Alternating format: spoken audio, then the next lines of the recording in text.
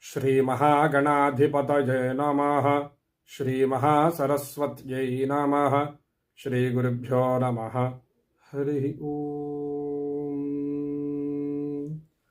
ॐ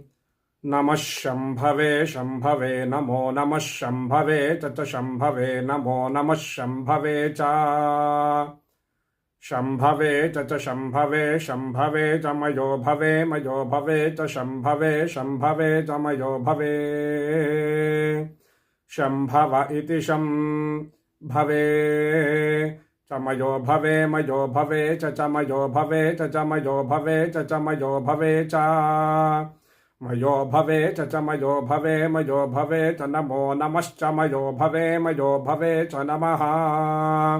मयो भव इति मयः भवे च नमो नमश्च च नमः शङ्कराय शङ्कराय नमश्च च नमः शङ्कराय नमः शङ्कराय शङ्कराय नमो नमः शङ्कराय च शङ्कराय नमो नमः शङ्कराय च शङ्कराय च शङ्कराय शङ्कराय च मयस्कराय मयस्कराय च शङ्कराय शङ्कराय च मयस्कराय शङ्करायेति शङ्कराय च मयस्कराय मयस्कराय च मयस्कराय च मयस्कराय च मयस्कराय च मयस्कराय च मयस्कराय मयस्कराय च नमो नमश्च मयस्कराय मयस्कराय च नमः मयस्करायेति मयः कराय च नमो नमश्च च नमः शिवाय शिवाय नमश्च च नमः शिवाय नमः शिवाय शिवाय नमो नमः शिवाय च शिवाय नमो नमः शिवाय च शिवाय च शिवाय शिवाय च शिवतराय शिवतराय च शिवाय शिवाय च शिवतराय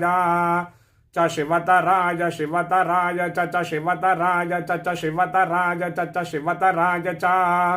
शिवतराय च शिवतराय शिवतराय च नमो नमश्च शिवतराय शिवतराय च नमः शिवतरायेति शिवतराय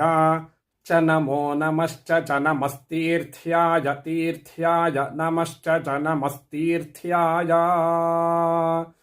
श्री पार्वती परमेश्वराभ्यां नमः।